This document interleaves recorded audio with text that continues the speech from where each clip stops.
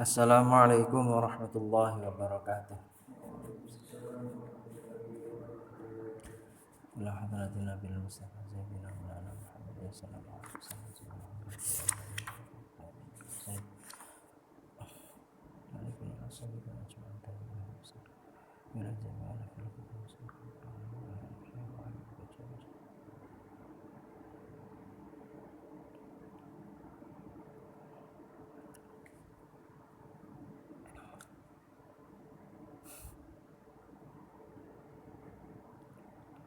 Al-Fatihah.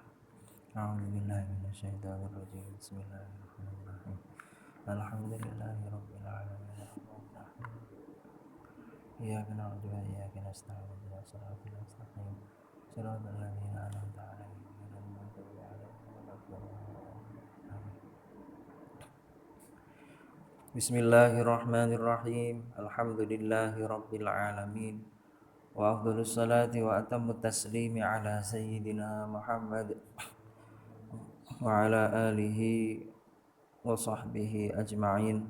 Allahumma akhrijna min dhulumatil wahm wa akrimna binuril fahm waftah alaina bima'rifatil ilm wa hassin akhlaqana bil hilm waj'alna ya maulana mimman yastami'una al-qawla fayattabi'una ahsanah. Rabbi shrah li sadri wa yassir li amri wahlul 'uqdatam min lisani yafqahu qawli. Rabbi zidni ilman nafi'a warzuqni fahma. Subhanaka la ilma lana illa ma 'allamtana innaka antal alimul hakim. Amma ba'd. Melanjutkan pembahasan sifat kalam. Sifat kalam sebagai sifat wajib bagi Allah Subhanahu wa taala. Halaman 30, wa'lam anna kalamallahi ta'ala yutlaqu 'alal kalamil qadim ila akhirih. Qala al-musannif wa syarihu rahimahumallahu ta'ala wa nafa'ana bi'ulumihima wa 'ulumi masyayikhina fid dharaini amin. Wa'lam lan ngertiya sapa sira, wa'lam lan ngertiya sapa sira anna kalamallahi ing sak temene kalame Gusti Allah taala iku yutlaqu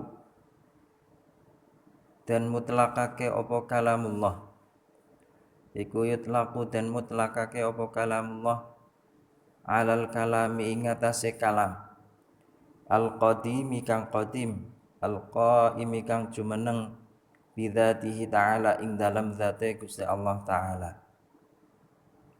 Wa 'alal kalami lan den mutlakake ing atase kalam, wa 'alal kalami lan den mutlakake ing atase kalam al-lafzi kang bangsa lafat,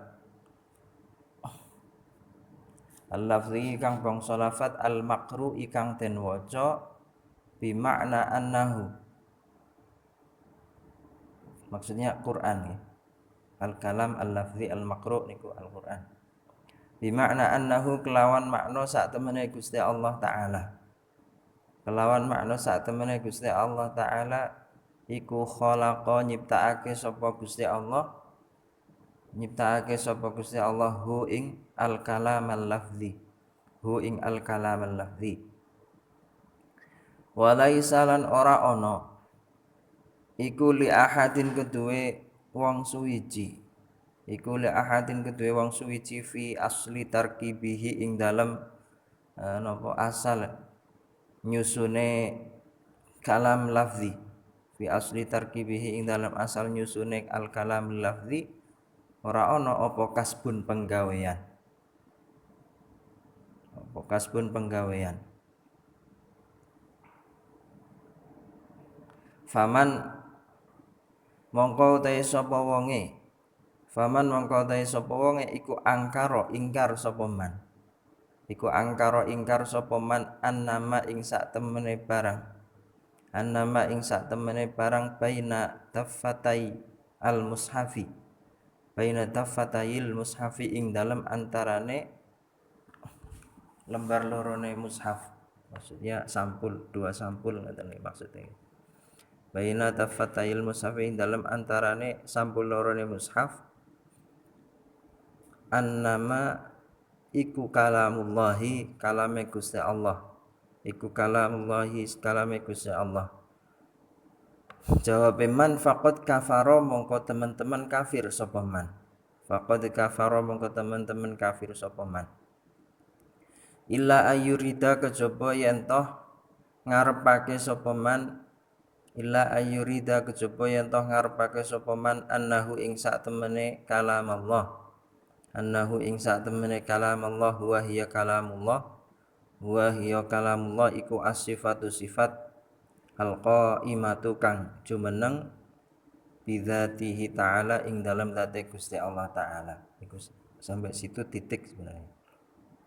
Ya. Jadi kemarin kita membahas sifat kalam itu adalah sifat wujudiyah qaimah bidzatihi ta'ala laisat biharfin wala sautin kata niku kan pengertiannya. Kalam sifat kalam adalah sifat yang melekat pada Allah yang tidak berupa huruf maupun tidak berupa suara. Itu namanya sifat sing qadimah. Sifat kalam sing qadimah yang qadim, bukan yang hadis.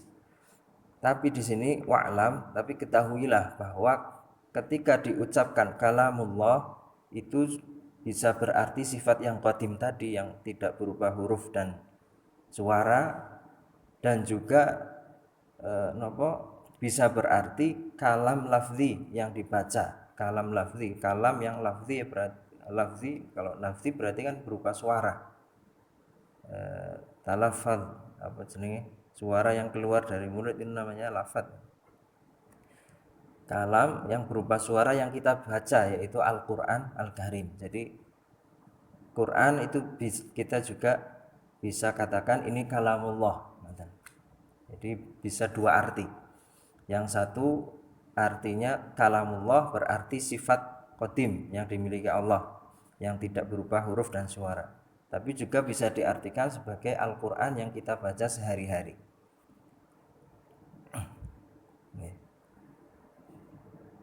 Bimakna annahu ta'ala khalaqahu wa laysa li ahadin fi asli tarkibihi kasbun.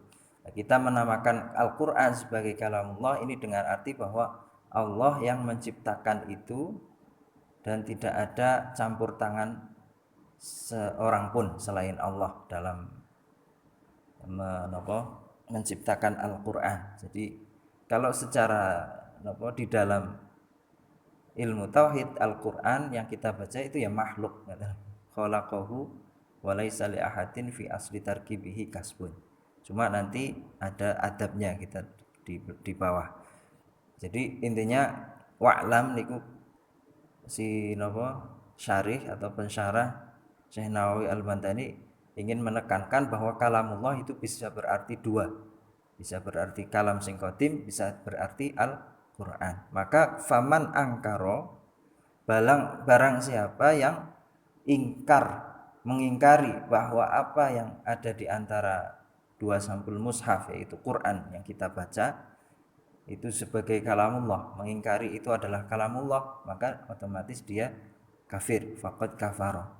Karena itu memang kalamullah. Kecuali kalau dia mengucapkan bukan kalamullah dengan arti bukan kalamullah yang qadim. Nah, kalau seperti itu maka dia selamat. Ini kan dulu sempat menjadi fitnah di zaman-zaman para ulama salaf nih, termasuk zaman Imam Syafi'i, zaman Imam Ahmad, itu semuanya orang-orang imam besar yang mendapatkan cobaan ini. Jadi kebetulan yang berkuasa saat itu kan Mu'tazilah. Mu'tazilah mengatakan bahwa kalam Al-Qur'an itu makhluk secara terang-terangan seperti itu. Ya memang kalau ahlu sunnah memang benar seperti itu. Cuma kalau diucapkan di hadapan orang umum itu bahaya. Nanti ada keterangan selanjutnya di bawah. Jadi mereka para ulama ini tidak mau mengucapkan Al-Qur'an makhluk di hadapan banyak orang seperti itu. Kecuali kalau di makom taklim seperti ini enggak masalah. Tapi kalau di hadapan orang awam tidak mau.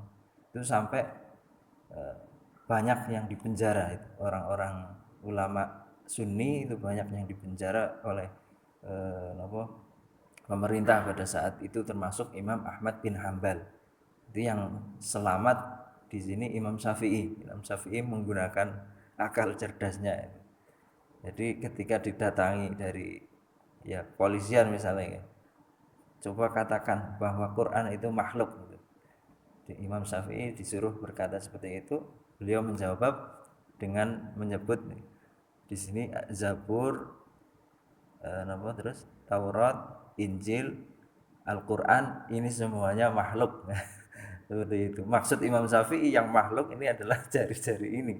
Cuma disebutkan ini Zabur, Taurat, Injil, Quran ini semua makhluk. Itu kan seakan-akan mereka memahami bahwa semua 4 kitab ini makhluk. Tapi padahal yang dimaksud Imam Syafi'i ya, 4 jari ini makhluk.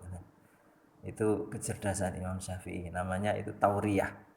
Tauriyah itu mengucapkan lafadz yang apa ya, antara yang dimaksud oleh pengucap itu berbeda dengan yang dimaksud oleh pendengar, biasanya seperti ya, contohnya seperti itu tadi. Di Imam Syafi'i menggunakan jawabannya seperti itu, akhirnya selamat, tidak di penjara. Tapi Imam Ahmad, kalau Imam Ahmad tetap ngotot nggak mau mengatakan bahwa Al-Quran itu makhluk sampai beliau di penjara.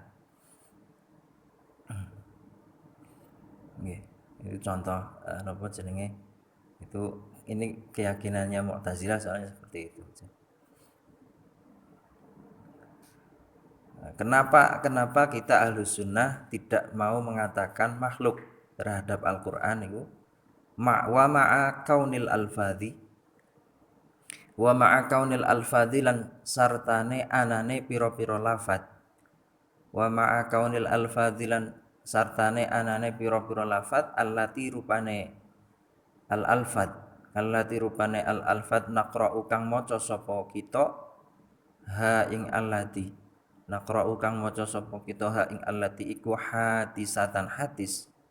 La yajuzu ora wenang, la yajuzu ora wenang apa ayyuqala yen toh den ucapake, apa ayyuqala yen toh den ucapake apa al-Qur'anu al-Qur'an iku den ucapake, la yajuzu ayyuqala al-Qur'an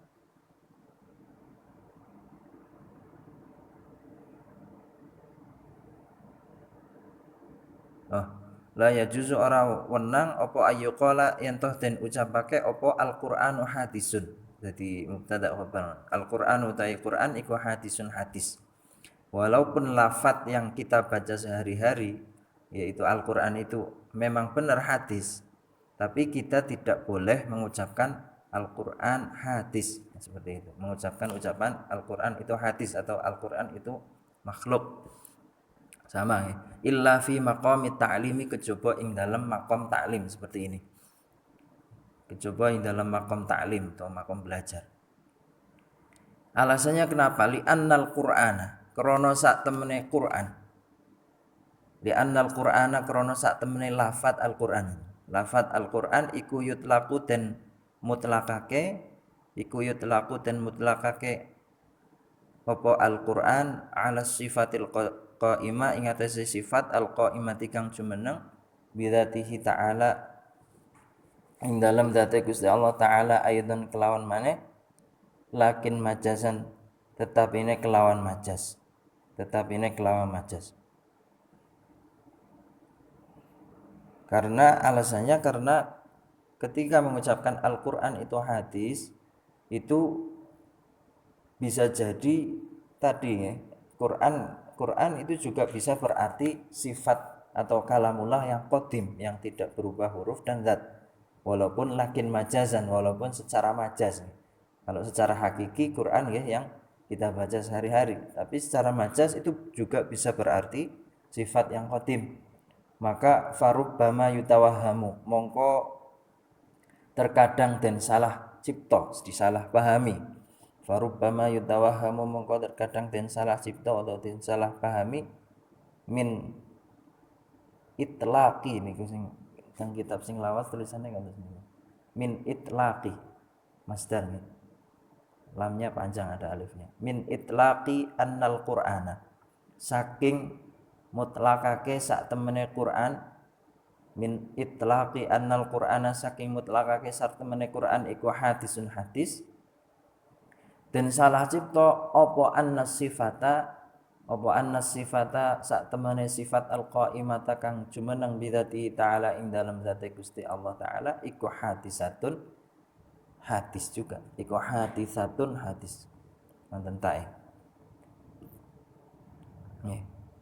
Takutnya disalahpahami ketika mengucapkan Al-Qur'an hadis, itu yang dimaksud adalah kalam Allah yang qadim, itu kita katakan hadis. Makanya sampai para ulama tadi seperti itu mempertahankan jangan sampai mengucapkan Al-Qur'an hadis, karena bisa jadi disalahpahami kalamullah sing qadim diarani hadis. Itu kan bahaya. Makanya tidak boleh mengucapkan Al-Qur'an hadis kecuali fi maqamit ta'lim.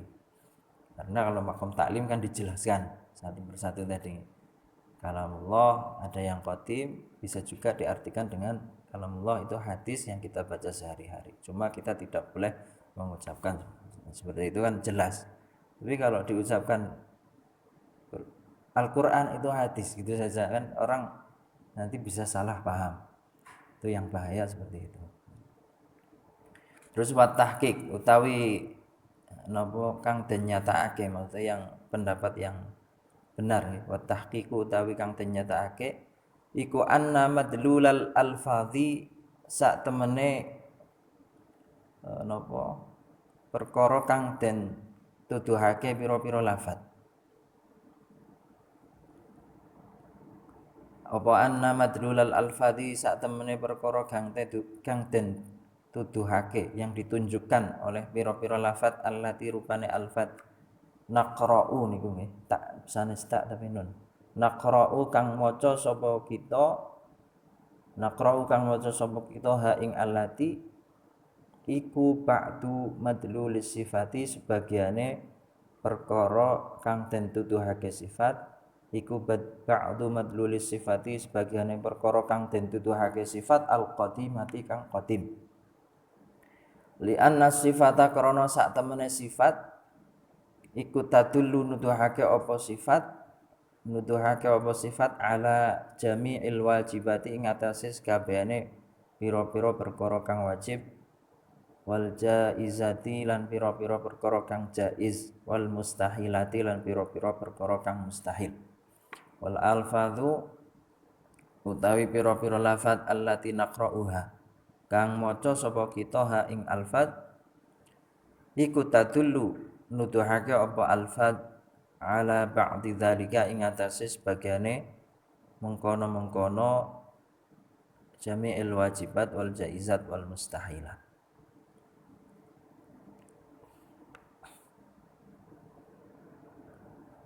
Ini masalah niku Al-Qur'an, membahas Al-Qur'an tadi seperti itu. Terus wat tahqiq menurut pendapat yang benar yang setelah diteliti oleh ulama itu madlulul alfaz, perkara yang ditunjukkan oleh lafaz-lafaz Al-Qur'an yang kita baca itu adalah hanya sebagian dari madlul dari sifat qadim, sifat kalamullah sing qadim ya. Jadi tidak semuanya. Di Al-Qur'an ya mungkin bahasa napa sing kepenake Al-Qur'an itu bagian dari kalam qadim ngoten nggih. Jadi kalam qadim itu kan kemarin mencakup segala hal, baik yang wajib, yang mustahil ataupun yang jaiz, semuanya ditunjukkan oleh kalam qadim Allah. Tapi Al-Qur'an niki hanya menunjukkan sebagian dari yang ditunjukkan oleh kalam qadim. Jadi belum semuanya. Ya, kira-kira seperti itu. Nah, terus sekarang dalil kalamullah. Wa dalilu utawi dalile ala zalika ing atase mengkono-mengkono sifat kalam, ai subutil kalami tegese tetepe sifat kalam. Tetepe sifat kalam lahu kedue Gusti Allah taala iku sam'iyun dalil sam'i. sami kalih sama' basar. Wa huwa utawi sam'i, wa huwa utawi sam'i dalil sam'i iku qauluhu ta'ala dawe Gusti Allah taala wa kallamallahu Musa taklima. Wa kallama lan nggunemi mengajak bicara sapa Allah Gusti Allah Musa ing Nabi Musa takliman kelawan nggunemi temenan. Takliman kelawan nggunemi temenan. Allah mengajak bicara Nabi Musa itu maksudnya tafsire menurut ahli sunnah ai azalallahu tegese ngilangi, ai azala tegese ngilangi sapa Allah Gusti Allah anhu saking Nabi Musa, anhu saking Nabi Musa al hijaba ing hijab atau aling-aling, al hijaba ing hijab wa asma'alan ngrungokake membuat mendengar, wa asma'alan ngrungokake sapa Gusti Allah ing Nabi Musa al kalam al qadima ing kalam kang qadim.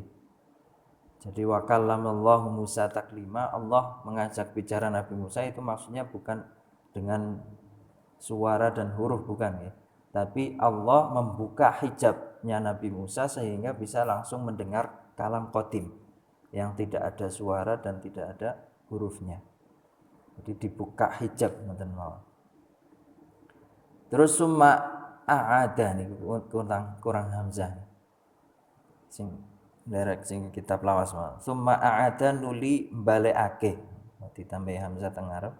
Summa a'ada nuli balekake sapa Gusti Allah alaihi ing atase Nabi Musa al hijaba ing hijab. Setelah peristiwa itu kemudian hijabnya dikembalikan lagi kepada Nabi Musa. Jadi peristiwanya kan ketika Nabi Musa di Tur Sina namanya, itu kan melihat cahaya, kemudian di situ Allah membukakan hijab tadi sehingga langsung mendengar kalamullah yang qadim. Makanya Nabi Musa dijuluki dengan kalimullah, orang yang diajak bicara oleh Allah. Dan Nabi Muhammad juga menurut pendapat yang kuat itu juga seperti itu, ketika naik ke Sidratul Muntaha langsung langsung melihat kalamullah atau mendengar kalamullah. Walaisalan ora ono apa al muradu kang den karepake iku annahu sak temene Gusti Allah taala iku ibtada'a ngawiti sapa Gusti Allah. Iku ibtada'a ngawiti sapa Gusti Allah kalaman ing guneman summa sakata nuli mendel sapa Gusti Allah. Summa sakata nuli mendel sapa Gusti Allah li annahu krana sak temene Gusti Allah iku lam yazal ora gingsir-gingsir tidak henti-hentinya sapa Allah. Iku lam yazal ora kingsir-kingsir sapa Allah iku mutakalliman zat kang guneman daiman ing dalem selawase wa abadan lan ing dalem selawase. Daiman wa abadan. Jadi jangan pahami ayat tersebut wa kallamallahu Musa taklima, Allah mengajak Nabi Musa bicara seperti kita bicara, seperti manusia bicara, dimulai dengan hai Musa apa kabar, tidak seperti itu. Annahu ta'ala laisal murad annahu ta'ala ibtada'a kalaman kemudian summa sakat, kemudian diam. Hai Nabi Musa mengucap terus diam, apa kabar, diam lagi, tidak seperti itu. Karena Allah itu sifatnya mutakalliman daiman abadan. Jadi sifat qadim itu enggak ada waktunya nggih. Yes, pokoknya ketika disifati kalam kalam terus, tidak ada hentinya, tidak seperti orang perkara yang hadis. Waruwiyah ini penting sebagai akidah Ahlus Sunnah, karena kalau orang memahami apa adanya seperti itu akalamullah mustaklima, itu ya memahami seperti mesti orang membayangkan ya seperti orang ngobrol biasa seperti manusia dengan manusia, itu kalau enggak paham ilmu tauhid seperti ini. Waruwiyalan dan riwayatake apa anna Musa sak temene Kanjeng Nabi Musa alaihi salam iku kana ana sapa Nabi Musa iku yasuddu mbuntoni atau menutupi iku yasuddu nutupi sapa Nabi Musa udzunaihi ing kuping lorone Nabi Musa inda qudumihi ing dalem nalikane tumekane Nabi Musa minal munajati saking munajat tadi nggih. Munajat setelah mendengar kalamullah. Tujuannya apa? Kenapa ditutupi? Jadi setelah pulang dari munajat dengan Allah, itu Nabi Musa menutupi telinganya. Li alla yasma'a sing supaya ora krungu sapa Nabi Musa, kalamal khalqi ing kalame makhluk. Likaunihi krana anane kalamul khalqi likaunihi krana anane Nabi Musa iku la yastati'u ora kuwasa utawa ora mampu sapa Nabi Musa sama'ahu ing ngrungokake kalamul khalqi li'annahu krana sak temene kalamul khalqi iku sara dadi apa kalamul khalqi indahu ing dalam sandinge Nabi Musa dadi ka asyadima kaya luwih banget-bangete perkara yakunu kang tinemu apa ma min aswatil bahaimi kang tetep saking pira-pira suarane raja kaya utawa binatang. Bayane ma min aswatil bahaimi saking pira-pira suarane binatang al mungkarati kang den sengiti yang tidak disukai, yang buruk. Kenapa ditutupi? Karena Nabi Musa sudah tidak mampu lagi mendengar suaranya makhluk orang. Tidak mampu mendengar suaranya orang karena itu diibaratkan seperti suara binatang yang sangat tidak enak didengar. Itu setelah mendengar kalamullah. Jadi setelah Nabi Musa mendengar kalamullah pulang, itu kalau mendengar suara orang itu kayak mendengar suara binatang yang sangat buruk sekali, tidak mampu untuk didengar, artinya ditutupi kupingnya. Kenapa seperti itu? Bisa babima kelawan sebab perkara zaqo kang nyicipi atau merasakan sapa Nabi Musa ingma bayane ma minal ladzati saking pira-pira kenikmatan allati rupane ladzat la yuhatu kang ora bisa den liputi apa biha ladzat atau allati inda sama iman ing dalem nalikane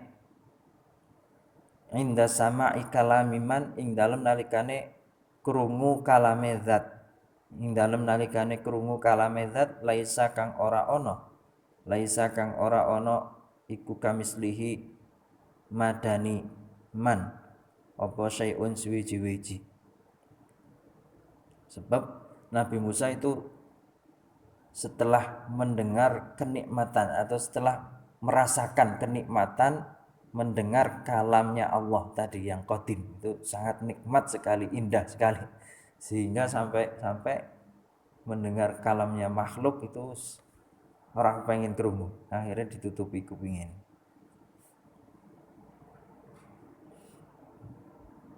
Ya hampir sama dengan masalah keindahan. Ini saya baca di bukunya Syekh Buti itu kan manusia itu juga sebenarnya mereka itu merindukan keindahan itu. Jadi dalam ayat kelalen qalu bala syahidna niku alastu bi rabbikum itu alastu bi rabbikum qalu bala syahidna. Jadi sebelum manusia diciptakan ke dunia itu dulu di sana di alam di azali itu kan sudah mendengar kalamnya Allah yang mengatakan alastu birabbikum, bukankah saya Tuhan kalian? Dan kita semua itu sudah menjawab qalu bala, iya benar, engkau Tuhan kami. Nah itu sudah pernah diajak bicara lah, ibaratnya sudah pernah mendengar kalamullah sing qadim, sehingga sampai di bumi pun itu kita semua manusia itu senang ketika mendengar suara-suara yang indah. Itu karena sebenarnya merindukan kalam qadim tadi itu. Ini seperti itu. Itu disebutkan Syekh Ramadan Al-Buti di dalam kitab Al-Hubbu fil Quran. Ini seperti Nabi Musa ini, saking enaknya mendengar kalamullah, jadi setelah itu mendengar apapun orang asing enak. Waqad asyraqa, ini cerita Nabi Musa. Waqad asyraqa lan teman-teman mencorong setelah munajat tadi. Waqad asyraqa lan teman-teman mencorong apa wajhuhu, wajah Nabi Musa minan nuri saking cahaya. Minan nuri saking cahaya. Fama ra'a mongko ora ningali. Fama ra'ahu mongko ora ningali hu ing Nabi Musa sapa ahadun wong suwiji. Sapa ahadun wong suwiji illa amiya kejaba wuta sapa ahad. Tidak ada seorang pun yang melihat kecuali dia akan buta saking padangnya wajahnya Nabi Musa nih setelah munajat tadi. Sehingga fatabarqa'a mongko nganggo napa tudung atau apa jenenge kerukupan ngono lah bahasane. Fatabarqa'a mongko kerukupan sapa Nabi Musa. Wa baqiyalan tetep isih tetep apa al-burqu'u napa sing ngrukupi Nabi Musa niku wajah Nabi Musa sing nutupi wajah Nabi Musa ala wajhi ing atase wajah Nabi Musa ing atase wajah Nabi Musa ilaan mata tumeka yen toh sedo sapa Nabi Musa. Jadi sejak itu Nabi Musa selalu memakai tutup kepalanya, wajahnya ditutupi ben wong-wong ora buta kabeh. Waqad ajma'a sampun. Waqad ajma'a lan teman-teman sepakat sapa ahlul adyani ahline pira-pira agama atau napa jenenge pemeluk agama-agama wal milali lan tegese pira-pira agama sepakat ala annahu ing atase sak temene Gusti Allah taala iku mutakallimun zat kang mutakallim kang guneman atau yang memiliki sifat kalam. Wa aidan halih malih kullu hayyin utawi saben-saben zat kang urip utawi saben-saben zat kang urip iku qabilun nerima lilitisofi maring dan sifati lilitisofi maring dan sifati bil kalami kelawan kalam. Wal qabilu utawi perkara kang nerima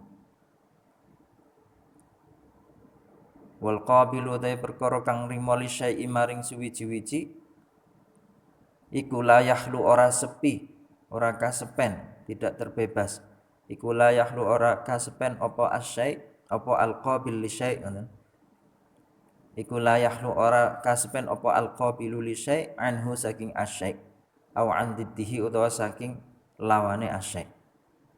Jadi dikatakan setiap perkara yang hidup itu pantas untuk disifati kalam. Maka sesuatu yang pantas untuk disifati dengan sesuatu itu ya pasti tidak akan terbebas dari disifati itu atau disifati lawannya. Ini dalil kalam dari dalil aklinya. Falau lam yatasif mongko lamun ora persifatan atau ora den sifati sapa Allah Subhanahu wa taala bil kalami kelawan sifat kalam latasofa mongko yakti persifatan sapa Gusti Allah latasofa mongko yakti persifatan sapa Gusti Allah biditihi kelawan lawane kalam biditihi kelawan lawane kalam lakini tisofuhu tetapine utawi persifatane Gusti Allah lakini tisofuhu tetapine utawi persifatane Gusti Allah bihi kelawan ditihi iku muhalun muhal li'annahu karena sak temene ditihi atau ditul kalam yaitu al-bakam kalau ini iku naksun kekurangan, iku naqsun kekurangan. Wan naqsu utawi kekurangan alaihi ngatasi Gusti Allah taala iku muhalun muhal. Iki dalil kalam, dalil naklinya. Wa hadhihi sifatu utawi iki pira-pira sifat. Wa hadhihi sifatu utawi iki pira-pira sifat as-sab'atu kang pitu. Wa hiya utawi hadhihi sifatu sab'a iku al-qudratu sifat qudrah, wal iradatu lan irada, wal ilmu lan ilmu, wal hayatu lan hayah, was sam'u lan sama', wal basaru lan basar, wal kalamu lan kalam. Utawi hadhihi sifatu sab'a iku tusamma den arani apa hadhihi sifatu sab'a, den arani apa hadhihi sifatu sab'a, den arani sifatil ma'ani ing pira-pira sifat ma'ani. Ma'ani jamak dari makna, dinamakan sifat ma'ani. Wahya utai sifat ma'ani, sifatil ma'ani iku wujudiyatun perkara sing wujud. Jadi sudah, jadi ada wujudnya gitu ya. Ada wujudnya, sebenarnya ada wujudnya. Maka bihaitsu law kusifa kelawan sekirane lamun den buka. Bihaitsu law kusifa kelawan sekirane lamun den buka apa al hijabu hijab aling-aling, laru iyat mongko yakti den tingali apa sifatil ma'ani, laru iyat mongko yakti den tingali apa sifatil ma'ani, au sumi'at utawa den krungu apa sifatil ma'ani. Ya seperti kasusnya Nabi Musa tadi. Jadi sifatnya Allah, sifat ma'ani yang 7 ini wujud di dalam zatnya Allah, sehingga kalau seandainya kita dibuka hijabnya itu kita akan melihat. Itu maksud dari wujud. Jadi perkara yang wujud itu tidak harus bisa dilihat oleh mata. Ya seperti wujudnya Allah, kita tidak harus bisa melihat dengan mata. Hanya matanya kita saja yang terbatas, yang tidak mampu melihat perkara yang tidak bisa cakup oleh mata. Yang bisa dilihat oleh mata kan ada batasannya, harus sekian dan lain sebagainya. Kalau terlalu jauh kan serakatan. Begitu juga dengan apalagi zat yang tidak dibatasi dengan tempat, waktu dan lain sebagainya, itu sungguh mata kita sudah di luar jangkauan itu. Makanya di sini dikatakan wujud, tapi seandainya hijabnya dibuka dari kita, insya Allah kita atau pasti kita akan bisa melihat atau mendengar. Wa hadhihi sab'atu utawi iki sifat pitu, sifat ma'ani pitu niku qudrah irada ila akhirih, iku tulazimu netepi atau netepake atau memunculkan kelaziman. Jadi ketika ada ini maka nanti otomatis muncul sifat berikutnya, yaitu tulazimu netepake apa hadhihi sab'ah as-sab'ata ing sifat pitu. As-sab'ata ing sifat pitu allati rupane sab'ah tusamma kang den arani apa allati. Tusamma kang den arani apa allati maknawiyatan ing aran maknawiyah, sifat maknawiyah yang akan dibahas berikutnya nanti. Wahia utawi maknawiyah, wahia utawi maknawiyah iku umurun pira-pira perkara iktibariyatun kang bangsa iktibar. Jadi kalau dibagi perkara itu al-asya arba'atu aqsam. Perkara itu ada 4 macam. Yang pertama wujud atau maujud. Yang kedua ma'dum, tidak ada. Yang ketiga hal. Hal ini wasitoh atau perantara antara wujud dan tidak wujud. Kemudian yang terakhir umur iktibariyah atau amrun iktibari. Itu para ulama membagi perkara itu ada 4. Cuma yang hal ini khilaf. Tapi pendapat yang kuat itu hal enggak ada. Jadi menjadi 3 saja. Cuma ada yang membagikan 4, ada yang membagikan menjadi 3. Kalau Imam Asy'ari tidak mengakui adanya hal. Kalau yang wujud ya contohnya tadi seperti sifat ma'ani itu wujud, atau zatnya Allah itu wujud, atau kita semua ini juga sudah wujud kan. Kalau yang ma'dum yang tidak ada seperti sekutu bagi Allah, atau sifat-sifat mustahil bagi Allah, atau anak kita yang belum lahir. Jenengan ini kan ya nanti kan bakal punya anak, tapi kan sekarang belum wujud, itu contoh dari ma'dum, jadi belum terwujud. Kalau hal itu kondisi di antara tidak wujud dan wujud, dikatakan tidak ma'dum juga tidak, tapi dikatakan maujud juga tidak. Tapi ini khilaf ya, ulama lebih banyak mengatakan enggak ada, hal itu enggak ada. Terus yang terakhir amrun iktibari. Amrun iktibari itu perkara yang ada hanya berdasarkan iktibar. Iktibar niku napa nggih? Anggapan mungkin bahasa kita lah. Anggapan. Kita menganggap. Ya, ini ada dua hal. Amrun iktibari dibagi dua lagi. Ada yang iktibar dari perkara yang maujud. Misalnya Zaid berdiri. Ini contoh di kitab seperti itu. Saya menjelaskan apa adanya saja. Jadi misalnya ada orang bernama Zaid sedang berdiri. Nah, kemudian kita mempunyai anggapan berdirinya Zaid. Berdirinya Zaid itu seperti itu. Itu namanya amrun iktibari, atau iktibar dari perkara yang tidak ada. Kalau tadi kan ada wujudnya Zaid berdiri. Kalau yang tidak ada misalnya menganggap ada lautan dari bahrin min zikbakin. Ini kalau lihat artinya kalau di kamus sih zikbak niku air raksa. Lautan dari air raksa. Itu kan enggak ada di alam ini, kan enggak ada. Cuma kita ya bisa mengiktibar, beranggapan itu bisa ada seperti itu. Itu namanya amrun iktibari. Atau kalau di dalam fikih biasanya ini hadas. Entah ini sama atau enggak, tapi ulama mengartikan hadas itu namanya amrun iktibari. Coba jenengan cek di kitab Yaqutun Nafis nanti ketemu. Hadas adalah amrun iktibari. Enggak ada wujudnya. Hadas ini kata apa? Cuma dari syariat itu menamakan ketika orang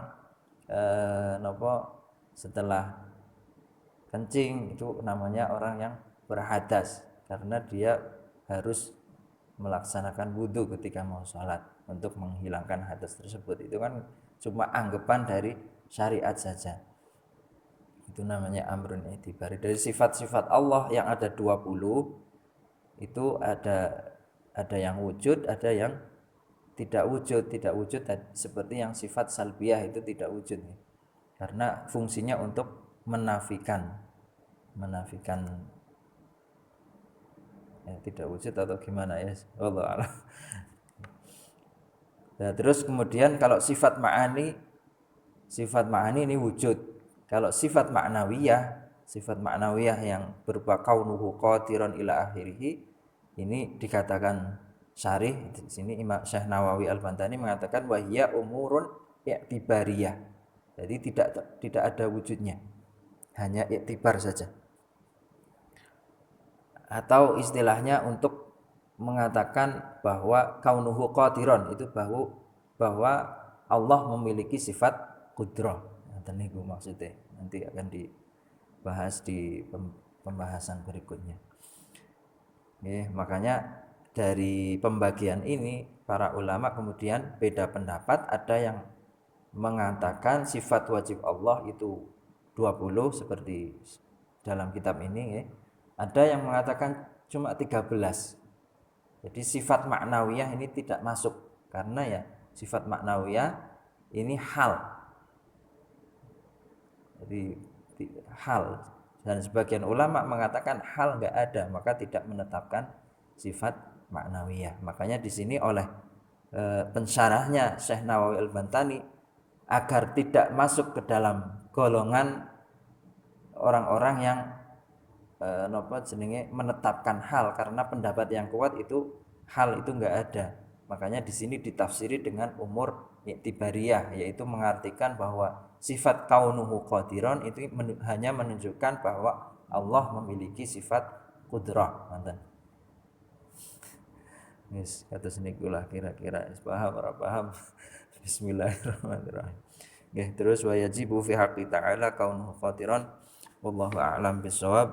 Wa sallallahu ala sayyidina maulana Muhammad wa ala alihi wa sahbihi wa baraka wa sallam. Assalamualaikum warahmatullahi wabarakatuh.